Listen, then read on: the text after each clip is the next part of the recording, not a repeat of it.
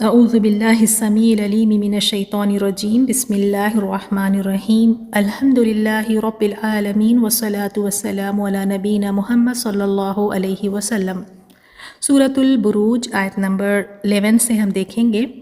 آیت نمبر 11 سے پہلے لاسٹ لیسن کی آیت نمبر 10 کو تھوڑا سا دیکھتے ہیں۔ اس میں اللہ تعالیٰ نے اصحاب الاخدود کی سزا کا ذکر فرمایا وہاں پر، یعنی جنہوں نے خندقیں کھودی تھی، مسلمانوں کو ستایا تھا، ان کو جلایا تھا، تو ان کے لیے اللہ تعالیٰ نے کیا فرمایا؟ بے شک جنہوں نے مومن مردوں اور مومن عورتوں کو ستایا، ثم لم یتوبوا، پھر انہوں نے نہ توبہ کی، توبہ بھی نہیں کی انہوں نے، یعنی باز نہیں آئے۔ دیکھیں ایک تو ہوتا ہے نا انسان جہالت میں آ کے یا غصے میں آ کے یا کسی پریشر میں آ کے کوئی گناہ کا کام، کوئی غلط کام انسان کر دیتا ہے، لیکن پھر آہستہ آہستہ بعد میں ایک انسان کو ایک ندامت بھی ہوتی ہے کہ ہائے میں نے یہ کیوں کیا، مجھے نہیں کرنا چاہیے تھا۔ تو یہ کرنے کے بعد ان کو یعنی یہ باز بھی نہیں آئے، اس پر نادم بھی نہیں ہے، انہوں نے توبہ بھی نہیں کی۔ اگر یہ توبہ کر لیتے تو اللہ تعالیٰ وہ اتنے بڑے گناہ کو بھی معاف فرما دیتے، تو انہوں نے توبہ بھی نہیں کی، تو اللہ تعالیٰ فرماتے ہیں ایسوں کے لیے کیا ہے؟ تو ان کے لیے جہنم کا عذاب اور ان کے لیے جلانے والا عذاب ہے۔ تو اب دیکھتے ہیں آیت نمبر 11 میں نیک لوگوں کے لیے جزا، اور آپ اور میں ہم سب نیک بننا چاہتے ہیں، تو دیکھتے ہیں کہ نیک بننے کے لیے کیا ہمیں کرنا ہوگا، اللہ کی نظر میں نیکی کیا ہے۔ اللہ تعالیٰ فرماتے ہیں ان الذین آمنوا، بے شک بلا شبہ جو لوگ ایمان لائے، اور ہم چھوٹے رہنے بچپن سے ہی ہمیں سکھایا گیا، ہم نے بہت اچھے طریقے سے اسے رٹا لگا کر ہم نے سیکھا ہے کہ ہم 6 چیزوں پر ایمان لے آتے ہیں، جیسے ہر کسی کو پتہ ہے 6 چیزوں پر ایمان لانا، یعنی اللہ پر ایمان، اس کے فرشتوں پر اور اس کی نازل کردہ کتابوں پر ایمان، اس کے رسولوں پر ایمان، آخرت پر ایمان اور اچھی بری تقدیر پر ایمان۔ تو یہ ہم مانتے بھی ہیں اور ہم یہ کہتے بھی ہیں اور یہ ہم جانتے بھی ہیں، لیکن دیکھیں ایمان صرف زبانی دعویٰ نہیں ہوتا کہ آپ نے زبان سے کہہ دیا اور آپ نے اس کا حق ادا کر دیا۔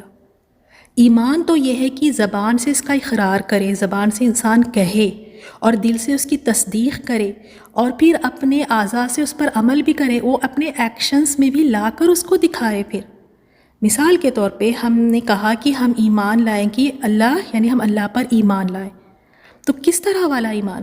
کیا ہوتا ہے ایمان؟ یعنی ہم نے اللہ پر ایمان لایا، ہم نے یہ بات مان لی کہ اللہ تعالیٰ رب ہے، وہ میرا پالنے والا ہے، وہ مجھے رزق دینے والا ہے، میں جب بیمار ہوتی ہوں تو وہ مجھے شفا دیتا ہے، وہی ہے جو میری دعائیں قبول کرتا ہے، وہی ہے جو مجھے یعنی ہر مشکل سے نکالتا ہے، اسی کی طرف مجھے لوٹایا جائے گا۔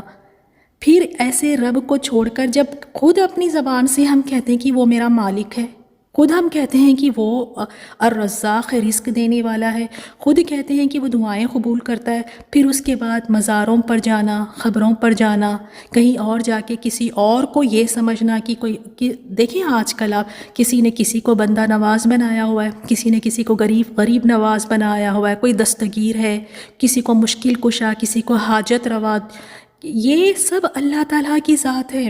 اللہ ہی ہے جو بندوں کو نوازتا ہے، اللہ ہی ہے جو غریبوں کو نوازتا ہے، اللہ ہی ہے مشکل کشا جو ہر مشکل کو دور کرتا ہے، اللہ ہی حاجت روا ہے جو ہر حاجتوں کو، اللہ تعالیٰ ہر دعاؤں کو قبول کرتا ہے۔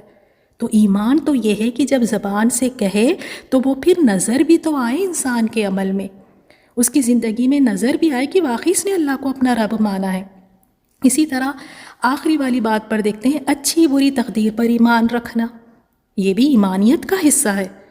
تو اچھی بری تقدیر پر یعنی اب زندگی میں چاہے میرے کچھ بھی ہو، اگر کوئی اچھی بھی چیز ہوتی ہے تو وہ میری تقدیر میں لکھی ہوئی تھی، اب اس پر بھی آپے سے باہر نہیں ہو جانا، بڑے بن کے نہیں پھرنا، تکبر نہیں کرنا، ناشکری نہیں کرنا، تقدیر میں لکھا تھا اللہ نے دی۔ اسی طرح اگر کوئی غلط چیز ہو جاتی ہے، کوئی مصیبت آ جاتی ہے، کوئی نقصان ہو جاتا ہے، کسی کا طلاق ہو جاتا ہے، کوئی بے اولاد ہے، کوئی بیماریوں میں مبتلا ہو جاتے ہیں، یا کوئی بھی اس طرح کی کوئی اور پریشانی آتی ہے، اگر کوئی بری چیز ہو رہی ہے تقدیر میں، تو سمجھ جائیں، یہ ایمان رکھیں کہ یہ میری تقدیر میں اسی طرح لکھا تھا، جس طرح تقدیر میں لکھا تھا وہ تو ہو کے ہی رہنا ہے۔ لیکن جب ایمان کم ہوتا ہے تو کیا کہتے ہیں، شاید میں ایسے کر لیتی نا تو یہ اس طرح سے نہیں ہوتا، شاید میں ویسے کر لیتی تو ہاں پھر بالکل ٹھیک ہوتا۔ خود ہم کہتے ہیں نا، اگر ڈاکٹر وقت پر آ جاتا تو مریض، یہ دیکھیں ڈاکٹر اگر مریض کو وقت پہ دیکھ لیتا تو اس کی جان بچ جاتی، ایمبیولینس اگر ٹائم پہ آ جاتی تو شاید اس کی جان بچ جاتی، شاید وہاں رشتہ نہیں کرتے تو اس کا طلاق نہیں ہوتا، شاید ادھر ڈاکٹر کو دکھا لیتے تو ہو سکتا ہے کہ وہ صاحب اولاد ہو جاتی۔ تو انسان کوشش تو کرے، اسباب ضرور دیکھیں، ڈھونڈے، لیکن اچھا یا برا جو بھی ہو تو اگر مگر نہ کہیں۔ ایمان تو یہی ہے کہ کیا کہنا ہے، تقدیر میں میرے رب نے اسی طرح لکھا تھا، میں اپنے رب کی رضا سے راضی ہوں، میرے رب نے میرے لیے یہی لکھا تھا، میں اس کی رضا سے میں راضی ہوں۔ تو یہ ہے ایمان۔ اللہ تعالیٰ ایسا پکا ایمان ہمیں عطا فرمائے۔ اور اس کے بعد دوسری صفت اللہ تعالیٰ نے کیا بتائی، فرمایا وَعَمِلُوا الصَّالِحَاتِ، اور انہوں نے نیک عمل کیے۔ اب نیک عمل کون سے؟ نیکیاں جس کے لیے ہم بڑے حریص ہیں نا، کہ ہم بڑا شوق ہوتا ہے کہ ہم نیکیاں کریں، نیکیاں کر کے ہم اپنے رب کو راضی کریں، بڑا شوق ہوتا ہے ہر کسی کو۔ تو نیکی ہے کیا؟ آج کل تو نیکی یہی سمجھتے ہیں کہ جو ایک خاندان میں چلتی کوئی چیز آ رہی ہے تو لوگ اس کو نیکی سمجھ لیتے ہیں، معاشرے میں کوئی چیز چل رہی ہے، کوئی رسم و رواج ہے، ہمارے بڑوں نے کہا تھا، ہمارے خاندان میں چلتا ہے، ہم جب سے ہم اسی طرح دیکھ رہے ہیں، تو کیا وہ چیز نیکی بن جائے گی؟ آج یاد رکھیں نیکی ہوتی کیا ہے۔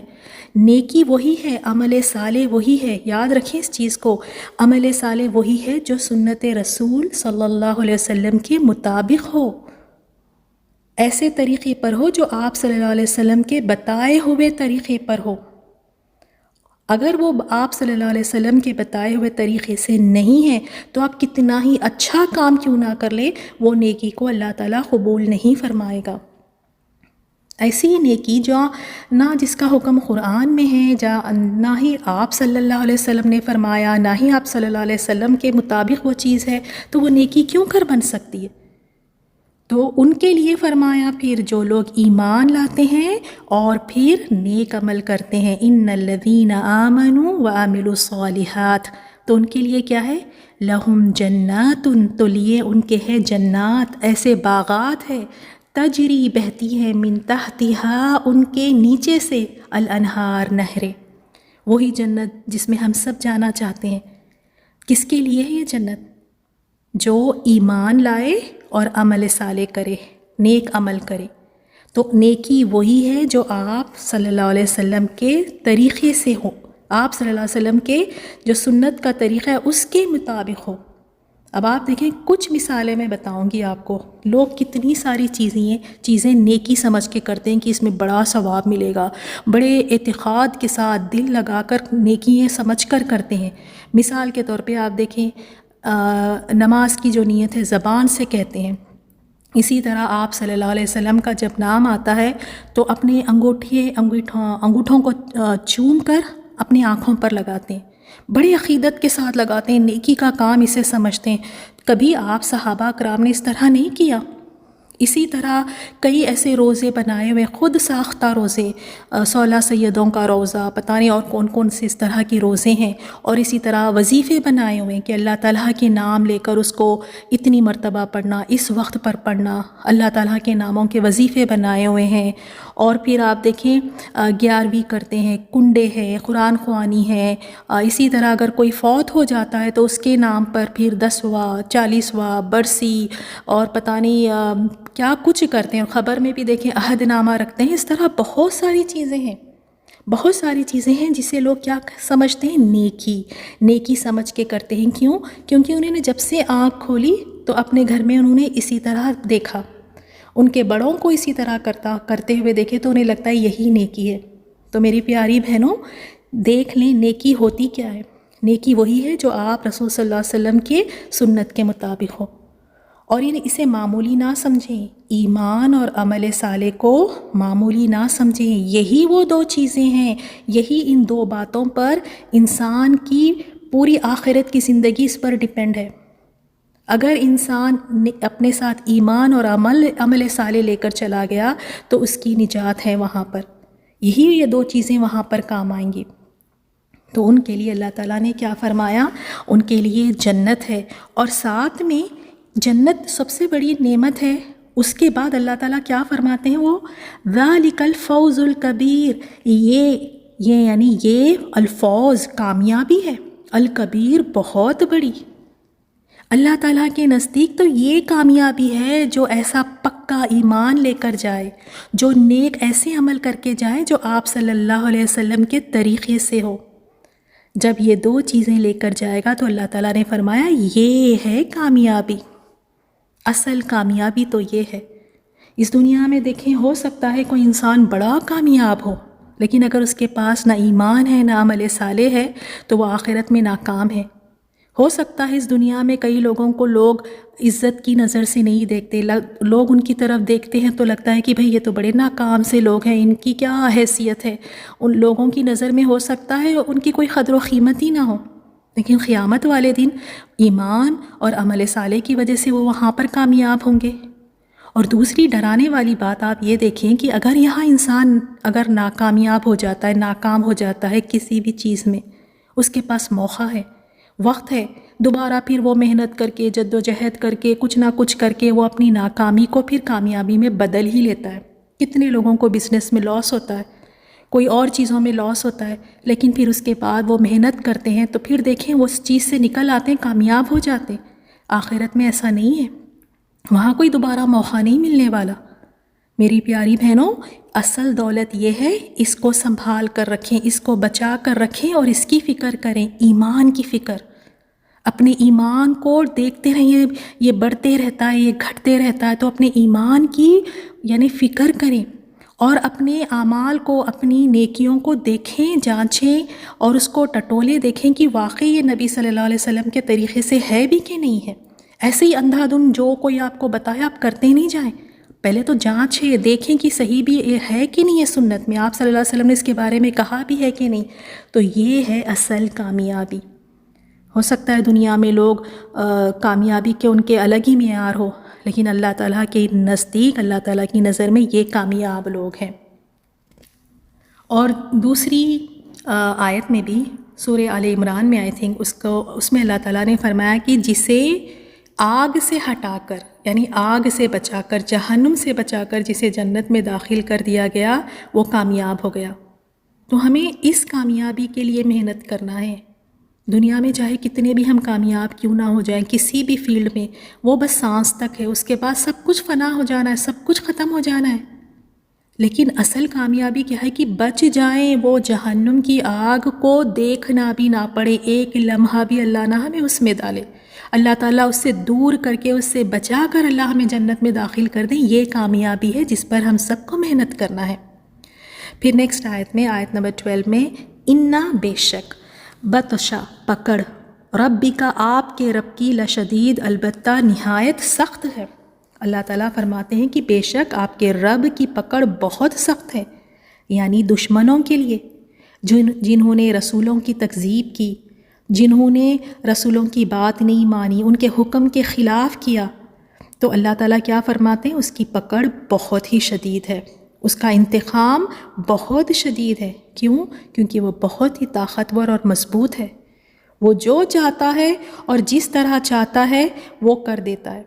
انہو ہوا، بے شک وہی، یبدئ پہلی بار پیدا کرتا ہے، ویعید اور وہی دوبارہ پیدا کرے گا، وہی پہلی مرتبہ پیدا کرتا ہے اور وہی دوبارہ پیدا کرے گا، یعنی اپنی قوت اور قدرت کاملہ سے پہلی مرتبہ پیدا کرتا ہے اور پھر قیامت والے دن بھی دوبارہ انہیں اسی طرح پیدا فرمائے گا جس طرح اس نے پہلی مرتبہ پیدا کیا تھا۔ وَهُوَ الْغَفُورُ اور وہی زیادہ، بہت زیادہ بخشنے والا ہے۔ جہاں اللہ تعالیٰ نے اپنی پکڑ کی بات کی کہ اِنَّ بَطْشَ رَبِّكَ لَشَدِيدٌ، یقیناً تیرے رب کی پکڑ بڑی سخت ہے، جہاں اللہ تعالیٰ کی پکڑ سخت ہے وہاں اللہ تعالیٰ بہت بخشنے والا بھی ہے، اللہ تعالیٰ معاف کرنے والا بھی ہے۔ اللہ تعالیٰ کی ذات تو ایسی ہے کہ وہ گناہوں پر پردہ ڈالے رکھتا ہے، گناہوں پر پردہ ڈالتا ہے اور معاف بھی کر دیتا ہے، چاہے گناہ کسی بھی قسم کا کیوں نہ ہو، کتنا ہی بڑا گناہ کیوں نہ ہو، لیکن اگر وہ توبہ کرے اور عاجزی اور انکساری کا اظہار کرے تو اللہ تعالیٰ ضرور اس کی توبہ کو قبول فرماتے ہیں۔ تو اس سے ہمیں یہ پتہ چلا کہ توبہ کے دروازے کھلے ہوئے ہیں. گناہگار سے گناہگار ترین شخص کے لیے بھی توبہ کے دروازے کھلے ہوئے ہیں، اور اللہ تعالیٰ ہر ایک کی توبہ قبول فرماتا ہے، چاہے گناہ کتنا ہی بڑا کیوں نہ ہو. وہ بخشنے والا ہے، وہ توبہ قبول فرمانے والا ہے، وہ گناہوں کو معاف کرنے والا ہے. تو ہمیں بھی چاہیے کہ ہم بھی اللہ تعالیٰ سے توبہ کریں.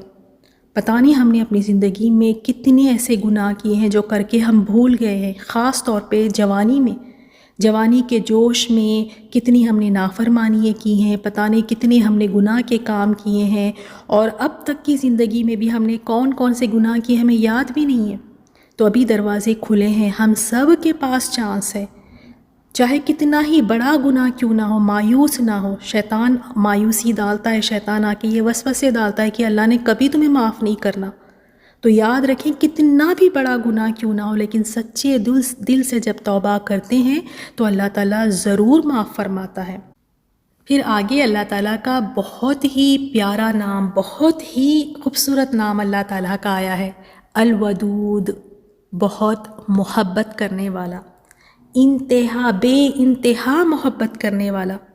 جس طرح اللہ تعالیٰ محبت کرتا ہے کوئی بھی اس طرح ہم سے محبت نہیں کر سکتا. ڈھونڈ کے لا کے دکھا دیں آپ، کوئی نہیں ملے گا. اللہ تعالیٰ بہت محبت کرتا ہے، بے انتہا محبت کرتا ہے. وہ محبت کرتا ہے اس لیے وہ معاف بھی کر دیتا ہے. وہ محبت کرتا ہے اسی لیے گناہوں پر اللہ تعالیٰ پردہ ڈالے رکھتا ہے.